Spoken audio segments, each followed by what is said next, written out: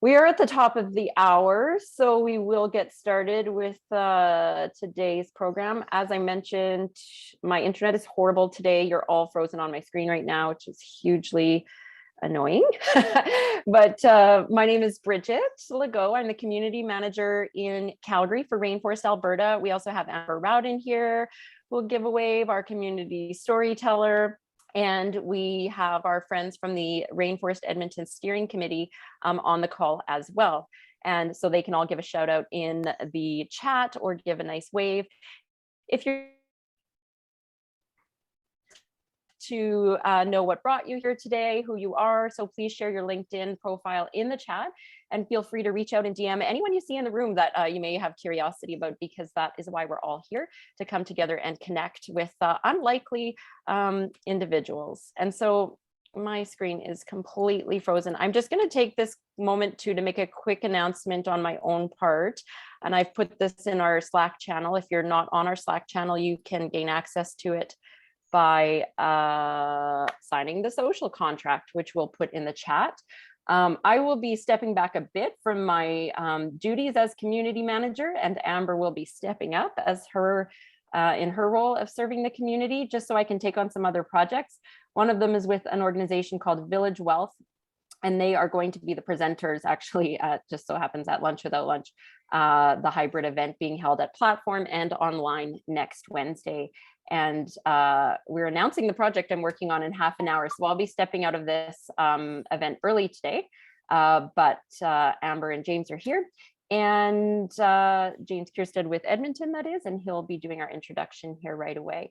And then the other thing we were just chatting about is if you'd like to help Amber, as many of you know, I'm not in Calgary. So if you'd be willing to give Amber a hand in getting set up for the hybrid in-person event next week, you can join her at the Platform Innovation Center around 11:30 to help her get things going there. Just reach out to her.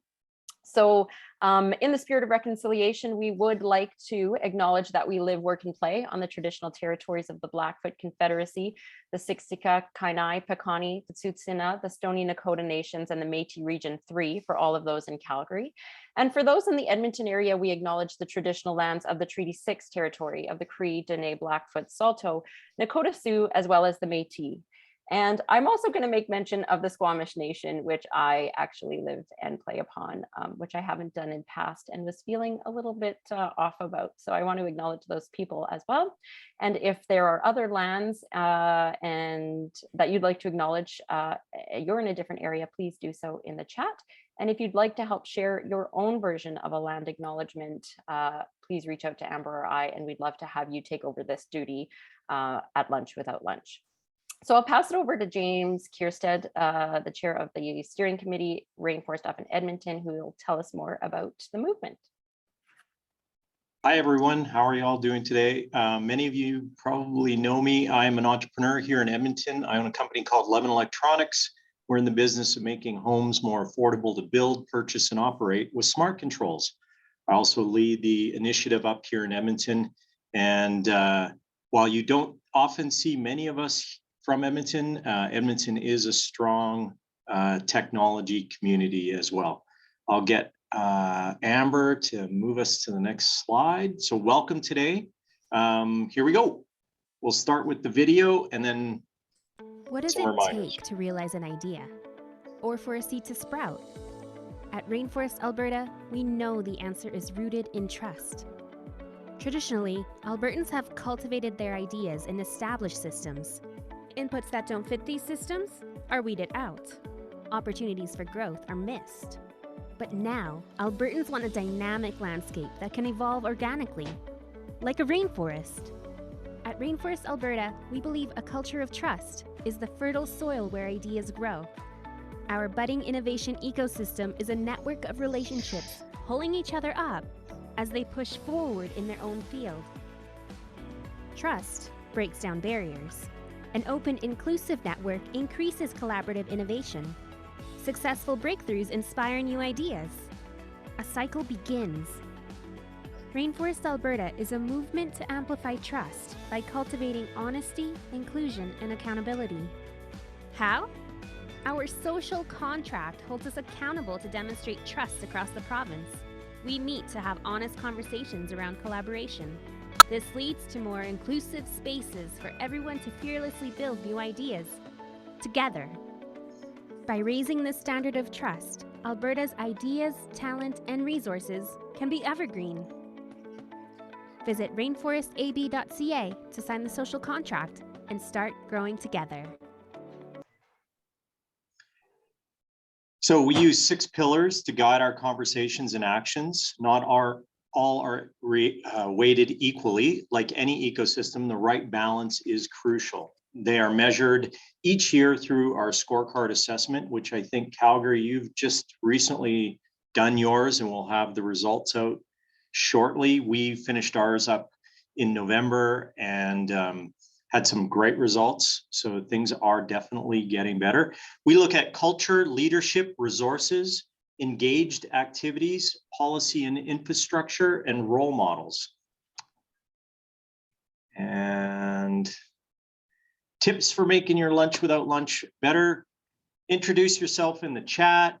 What are you working on, looking for? What can you offer? Please also share that in the chat. We've always had this, what can I give? And then what do I need, right? So always be thinking about that. Connect with individuals through direct messages. Please put your camera on when we're doing these in person or remote ones so that we can all see each other and get an idea of how our facial expressions are as we go through this. Ask questions and keep connecting on Rainforest's Slack's workspace. You can also check out the Lunch Without Lunch notes for capture of today's chat. And are we doing one of the Rainforest? Yes, diversity. I embrace diversity, strive to create equal opportunity for every person, and I am open to meeting anyone in this community. Diversity is one of the key things inside a rainforest that makes rainforests the analogy of developing new ideas and new concepts so important. People coming from different walks of life, from different businesses, from different opportunities, different genders, different race, creed, that brings together people that think differently. And when we think differently, new ideas and new opportunities can spring from that. I will pass it on over to Amber or Bridget. I don't know. That's good. I'll jump in quickly as long as you can all hear me. Major delay on my end, so hopefully you can hear me okay. I'd like to introduce Adile, who's the Executive Director of Technology at Harvest Builders, who's going to be sharing with us today what makes working in Alberta tech so unique and special. He has over 20 years of tech experience, and he's always been at the forefront of building emerging technologies across diverse industries and companies industries like healthcare, sports, and retail, to name just a few. He's a born and raised Calgarian. He stayed true to his roots, building on the frontiers of emerging technologies here. As a leader in innovation, he's fused together technology and business, specializing in software development and technical management. He's moving towards transforming talent development in tech by bridging the skills gap in Canada through programs and assessments to help skilled talent find their place in the industry. So we talk about these gaps all the time in the rainforest. Let's have an honest, open conversation about the topic. I'll hand it over to Adile, who will lead the conversation. Thank you very much, Bridget. I think that's the first time I've heard that intro said out loud. So that was, thank you very much. That was a great intro. Yeah, hi everyone. My name is Adile. It's a pleasure to meet all of you. Yeah, it's very exciting and very thankful to be a part of this conversation and to be a part of Rainforest Alberta. I think the initiative that you guys are doing is fantastic, and I'd love to see this grow and continue to be a part of this. So yeah, I'm here today to talk a bit about what we're doing at Harvest. But I thought before I got into that, I thought it would be nice to just kind of talk a little bit about sort of how I got to Harvest and why I ended up there. And I've had, as she had alluded to, I've had the privilege of building my entire tech career here in Calgary. I'm born and bred here. I stayed here. I was educated here, and built my entire software development career here. So I've been in the industry for, oh gosh, it's 22 years now, 23 years. So I feel like I'm dating myself. But the interesting thing is that I never touched the oil and gas sector at all, which is unusual for a lot of developers like myself.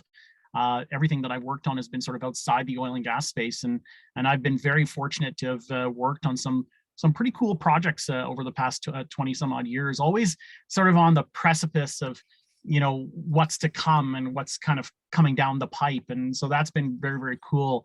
I think sometimes Calgary is, or just the prairies in general, is kind of not thought of as a tech eco or tech innovation hub, but the reality is that we have some really cool stuff happening here in Alberta, and the history that I've done here in Alberta, and particularly in Calgary, has sort of been has been a reflection of that in many respects. So, I remember when I first started here in Calgary, some of you probably know of a company called Critical Mass. I actually started my career there, and I was one of their senior developers, and I got to work on a lot of really cool super brands.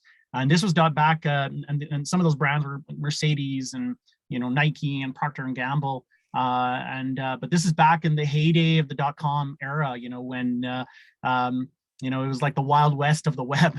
JavaScript was this unknown, scary thing that, nobody really knew how to build and use very properly. And we were, back then, this is in the late 90s, early 2000, that, we were building, our version of jQuery in many respects, libraries that allowed us to be able to do some very creative and cool things online. And we were always pushing the envelope, and stuff that, we think of today that is just fairly commonplace online. We were pushing the envelope back then, and it was exciting. I remember one of the biggest projects I worked on was building your own Benz. So you could actually go online and configure a Mercedes and pick the colors, and you could see the car change color, and you can move it around and pick all your options and put like a roof rack and stuff and change your rims. And I just thought, that back then, that was just, we were pushing the envelope. Nobody was really doing that. And today that's very, very commonplace. So it was really cool that, being in Alberta and being in Calgary and working on stuff like that was just something that I really, really, really enjoyed. And then from there, in terms of my career, I actually ended up at another company where we were bridging the gap between television and the internet. This was, again, this is kind of the early to mid 2000s, but today, when we think of TV and the internet, I mean, they're synonymous. Like, we can watch TV online, Netflix and YouTube and all that kind of stuff. But back then, people were terrified. They were terrified of that concept, particularly, the television networks. They were absolutely terrified of the idea of having content, video content online. And I was fortunate enough to work with a company called White Iron, who had a web link division, and I was in charge of that division. And we were trying to bridge that gap. And some of you may or may not know of a television show called Corner Gas. I was actually one of the technical directors on that show, and we did something very cool. We created a whole online community around the television show. So you could actually go and visit the town Dog River, become a citizen of Dog River, build your little avatar. You could go around, chat with people, connect. We even had a couple actually get married in the Ruby, in the virtual Ruby online, which I thought was a really, really neat thing. And we even allowed what we were doing online to, in many respects, influence what was happening on the TV show, to the point of where we could actually change what was potentially going to be a broadcast on air.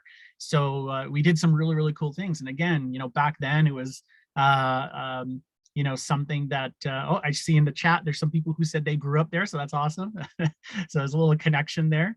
And somebody was saying they remember that space. That's amazing. That's awesome. And that's like back in, I'm going to say that's like in early 2000, around 2002. I remember, if I remember correctly. So it was a great time. But again, it's like, I always was dealing with on the precipice of something new and something really cool and really creative, and to do that here in Alberta was amazing. And then from there, I actually ended up at an online pharmacy. So I don't know if some of you may or may not have known about this, but sort of in the mid 2000s there, Canadian pharmacies were actually selling prescription medication to the US.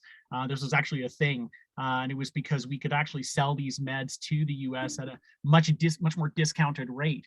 I was the VP of technology there, and we built a whole infrastructure around that. So full-fledged web-based ERP system. So again, in an era where web-based systems were not something that people did, we built this, full-fledged ERP system that did everything from, drug interaction reviews to creating a digital patient health record. So again, back in a time when, today we're thinking, oh, digital e-health record, that's normal. This is something that should be the place. But back then, I remember having conversations with, talking to, PIPEDA and some of the privacy commission stuff, and people were like, no, we're never going to get there. That's never going to happen. We would never be able to do it in the way. And we were like, well, we're pushing that envelope. We were creating a version of a digital health record that we had to have because we were dealing with US citizens who had to provide their health information so that our Canadian doctors could review their health information as part of their prescription in order to be able to ensure that we were, taking care of these individuals. And, we were processing, upwards of 5,000 to 10,000 scripts a day. And it was a huge enterprise system. And again, here in Calgary, we were doing things like that. And I had the fortune of being able to work with that company for almost 4 years before I moved on to, another company where we did, again, precipice of things. It was building apps for mobile devices. If you guys all remember, if you're my age, you'll remember the days of the BlackBerry. The BlackBerry was the king of the smartphone before Apple and Android took over. And I remember having my little BlackBerry with my little keyboard, and there was a time there before the iPhone got released, the BlackBerry had an app store. And so I worked for a company called Point, where we actually released a mobile search application that was, before even Google got into, the concept of mobile search. We created a mobile search application that was centered around, being able to find, the nearest businesses, to be able to order movie tickets online through your phone, and, be able to look up gas prices, again, things that we just do today. So I think the point that I'm trying to get across, for everybody here is really just that, Alberta is a place of innovation. I think we get so bogged down with the notion that, we're so focused on the oil and gas side. And I've seen that innovation emerge and come out of Alberta, and it's been amazing, and always at the precipice of something really cool that's now commonplace. And so I think that's something that's important to take into consideration here. And that's kind of how I ended up, I spent the better part of the last 15 years running my own company, and I'm working with some additional super brands like Spruce Meadows. But, it came to a point after 20 some odd years that I felt like, I've kind of learned a lot. I've experienced a lot. I've worked on a ton of projects, and I'm really proud of a lot of projects that I've worked on, and have created some really, really cool stuff. And it got to a point where I said, I think it's time for me to start to move on and do something a little bit different. And how can I take that 20 odd years of experience that I have and start to, support and help and build that next generation of talent here in the prairies, and just even beyond that. And that's actually kind of the reason why I ended up joining Harvest. Harvest itself as a company is focused on helping companies that are from seed to Series B effectively scale and build their teams. So we recognize that teams are a big part of any company that is particularly talent, are a big part of a company's success. If you've got the right people in the right place within your organization, and you understand how to scale those teams and how to build those teams and have the strategy around that, then you can be successful. And we've done that at Harvest. We've done that with Skip the Dishes, we've done that with Neo, and now we're doing that with other companies as well. And so being able to build the strategy, not only about finding the right people, but it's understanding the strategy about how to build those teams and when to build those teams and scale those teams and bring in the right people at the right time. And so my role here at Harvest is really focused on the build aspect of talent. So how do we take talent, so whether it's junior or it's intermediate or even seniors from that perspective, and actually upskill them and give them the necessary tools that they need to become more effective members of teams. So for example, if I look at a guy like myself who's been in the industry for 20 odd years, but I'm very much specific on a particular stack framework. I have a lot of experience in certain types of technologies, particularly open source. but if I was to work with another company who had some other technology stack framework, that would require me to do a bit of a pivot, maybe either to do some learning. So from a programming perspective or from a language perspective, all development languages in many respects are pretty similar, right? They have the same syntax, they have the same format, but it's the nomenclature and sort of nuances that we need to sort of learn. And so that's kind of where my focus is. How do I help people bridge that gap, get them to where they need to be so they can become an effective member of a team, and reduce that sort of onboarding challenges or pains that many of these companies experience when they're trying to build and bridge that gap. So one of the cool programs that we're offering right now here at Harvest is something called the Incubator, and so the Incubator is centered around upskilling talent. So I like to use the to kind of put it into perspective. I like to use the analogy of building a house. Developers are in many respects kind of like construction workers to some extent, right? Like we build stuff and we put things together and we assemble things. So if I use this sort of analogy, like some of the companies, the really cool, innovative companies, the next Neos, the next Skip the Dishes, the next Uber. When you think about Uber, I mean, nobody knew what Uber was until it became Uber. And so, we're working with, those kinds of companies that we find are really excited and on the precipice of something really interesting. And so, if you were looking at sorry, I lost my train of thought there a little bit, but when you look at a company like an Uber. So if we say, okay, we represent these really, really cool, innovative companies that are doing some really, really interesting things. So, if we take the construction analogy, they're building the next generation of hospitals or buildings or whatever it is.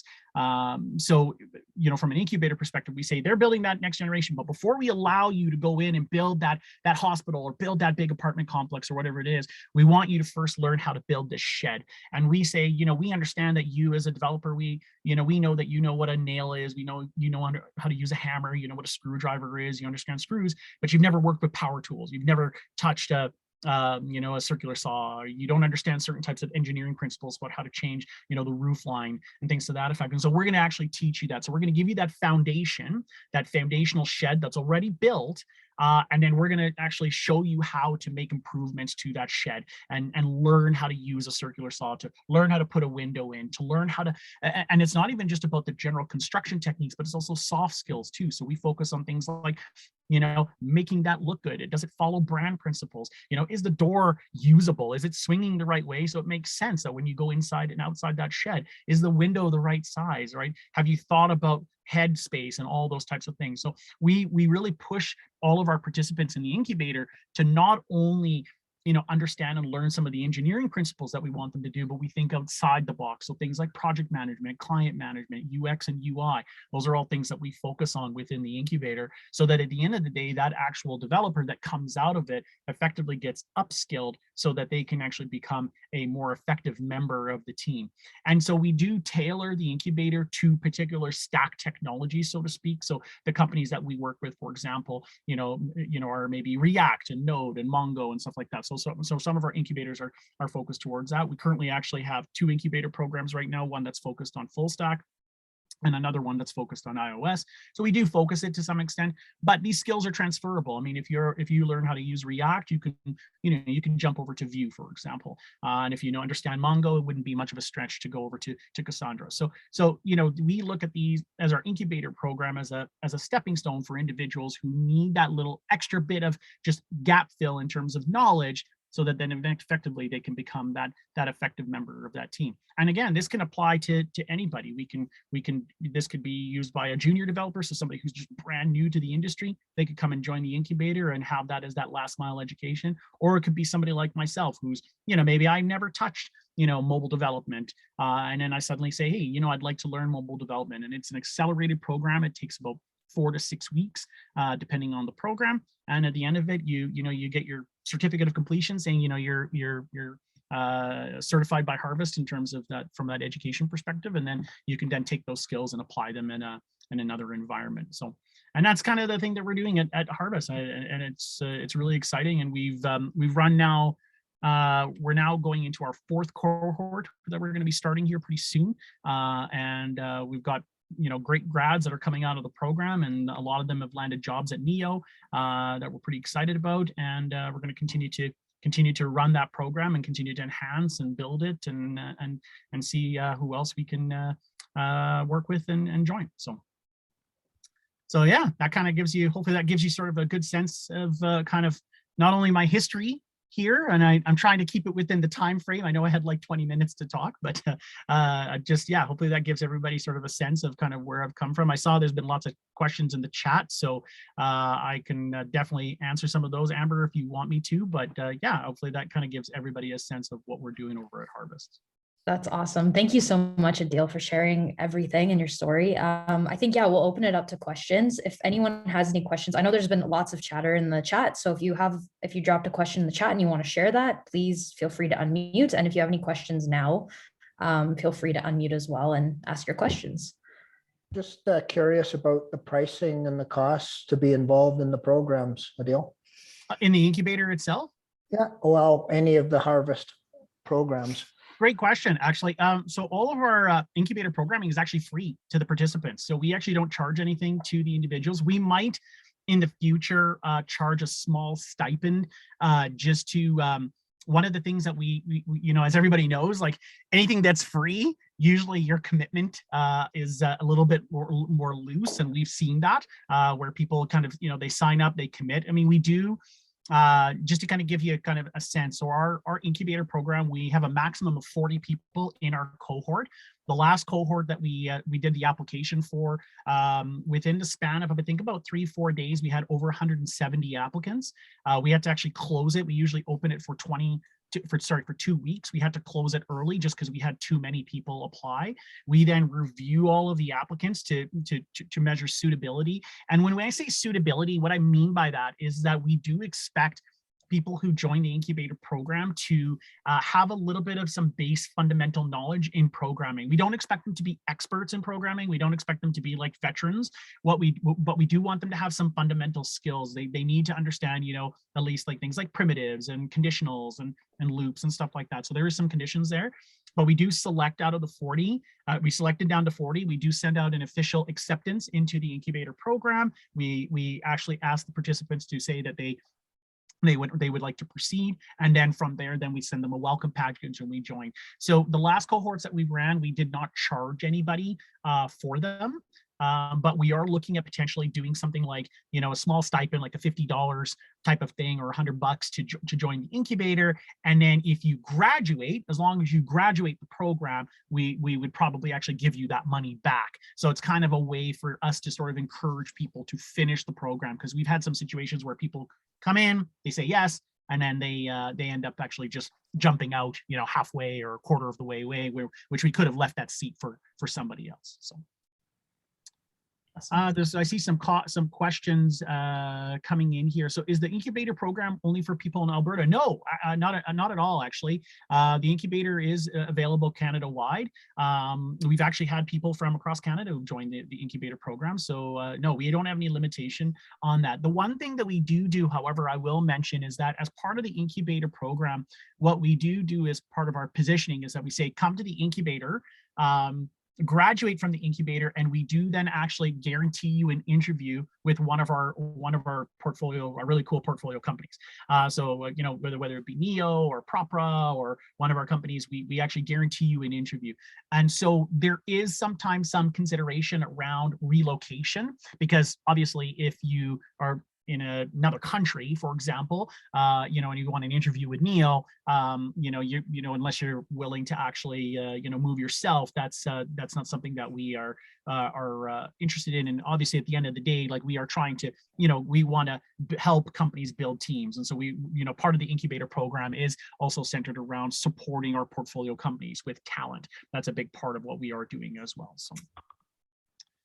How long are the incubator program? They range between, depending on the program, it can be anywhere between 4 to 6 weeks. So the full stack one is a 5-week program. The iOS one, I believe, is also a 5-week program as well. I can't remember, but I think that it is. So I'm just looking at the chat here, Amber. Adile, are you hiring right now?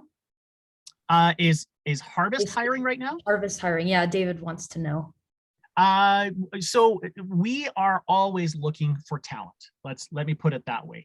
We are always looking for amazing talent, and whether it's with us or it's with one of our portfolio companies, we are always looking for amazing talent to join our talent network. So absolutely, if you are looking for something and you're looking to do something different, or interested in working with one of our portfolio companies, absolutely reach out to us through our website, and we'll definitely connect you with the right people to make that happen. Awesome. There's another question from Freeman. What do you think is the most successful way for these businesses to determine what they should be focusing their resources on? And Freeman, feel free to unmute as well if you want to ask your question. Yeah, that's a great question, and I don't know if I have the perfect answer for that. I don't know if anybody can, because it all depends on sort of the situation, the market, what you're actually working on, and what you're trying to achieve.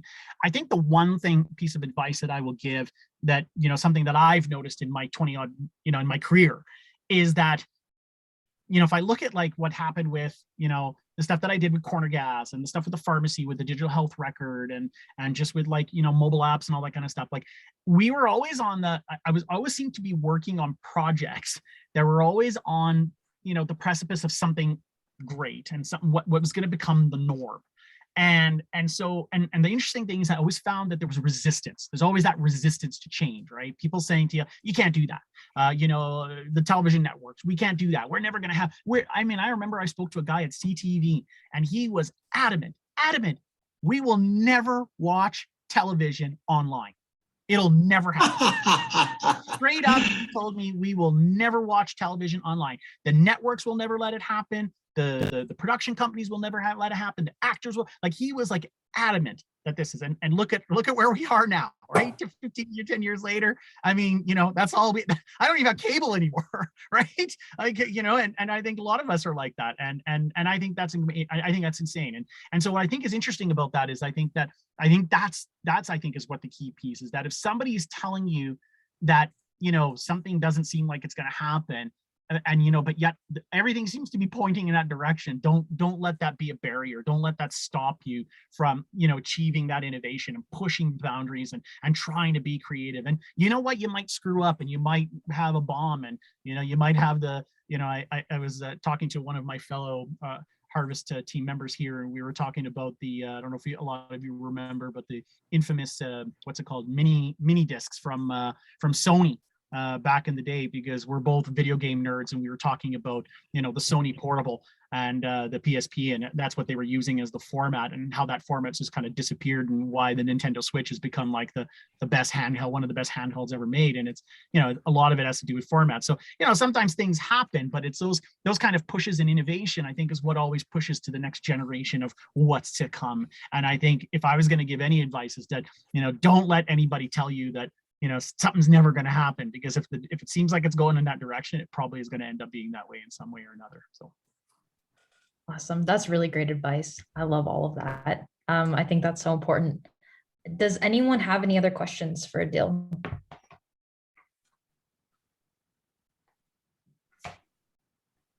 I was just looking through, I didn't see any more there. There's one here, Jordy. I'm curious how this is different from programs like Inception U, or does this compete against it? Yeah, so Inception U, great program. We actually know the team over at Inception U really, really well, so but love what they're doing. So theirs is much more of a fundamental, bigger picture program. They're focused on taking people from the ground all the way up and teaching them all sorts of different skills. Absolutely fantastic. It's like a boot camp. It's more of a traditional education system. I think that's what they're doing over there is amazing. What we're doing is more of an accelerated sort of gap fill, skill fill type of program. So this is more centered around the idea that these are individuals who have some programming experience, have some basic knowledge or some understanding, and really it's more about filling in that gap. It's like, what, I've done some work in HTML, I've done some work in CSS, I've played around in some mobile, but I want to just have that really quick accelerated program and have that bit of hands-on work within that. Now, one thing I didn't mention actually, and I actually believe I even saw one of my facilitators here here watching this, watching the presentation today here. But we do have a facilitator who supports it. So it is, we do have an individual who actually is part of the incubator. They do facilitate the program. He offers office hours and helps support you through your journey. So we don't do like lectures. We don't actually have like every day it's an actual lecture, because a lot of the people who are coming into this program are you know, people who have jobs or have other jobs, or, you know, work days, work nights, work weekends, and all that kind of stuff. So we offer more flexibility. It's more meant to be self-taught, or not self-taught, but self-run. So you have to run your own schedule and keep up with kind of the curriculum plan. But this is not like a traditional schooling environment where you come in and, you know, you're learning, you know, in a lecture and there's like a Monday, Wednesday, Thursday lecture, that kind of thing. So that's, I think, would be the key difference. This is much more of an accelerated program centered around learning something very, very specific. So. Awesome. Are you using some of the low code, no code tools? Brain Toy comes to mind, for example, Calgary-based company that does machine learning and artificial intelligence. Python toolkit that, you know, provides everything from documentation to and allows people that are non-programmers to get into doing this kind of stuff. No, we're not actually, but I love where you're going with that, and I'd love to explore those types of opportunities. I actually think that the machine learning and algorithm development is actually a big piece that's missing in Alberta. I've actually worked on I was working on a really interesting project for an IoT device, and I actually think that there's that is actually one of the big skill gaps I think is actually still missing here in Alberta, is individuals who have really deep knowledge in sort of not just about developing microcontrollers and working on microcontrollers, but understanding how to take that microcontroller and connect it to the web and then push that kind of data into sort of an algorithm machine learning type of environment. I actually think that's a skill set that I think is missing in Alberta, and I'd love to see that's actually one of the programs. I'll come and visit you. I've got some really cool solutions that are built right here in Alberta. That's amazing. Yeah, that's amazing. I can confirm that, Adile, that skill set is in short supply here, being an IoT company. Yeah. So you kind of understand where I'm coming from, James. Yeah. Yeah. No, it is. It really truly is. The company that I worked with had a real struggle. You know, we could find people who understood, you know, how to build, you know, microcontrollers and work with like an STI microcontroller or something to that effect. But having them sort of understand how to take the data from that microcontroller, push it to the cloud and do something with it and connect through Bluetooth and the BLE and all that kind of aspect of things. That's where we start to see the knowledge. Add it to a workflow, give feedback, some automatic monitoring, and even really more cool important, just as you add more devices, just understanding how to set up listen before you talk and everything, so that latency is not crazy bad as well, right? Like absolutely, it's a skill. It is Are a you skill. talking about like mesh networks and stuff like that?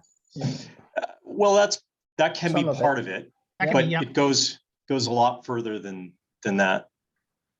That's just how the James, the IoT devices connect together inside the system. Then you've got to get it served up to the cloud. Then you've got to have all the back end for managing all the message trafficking, and then there's reporting and.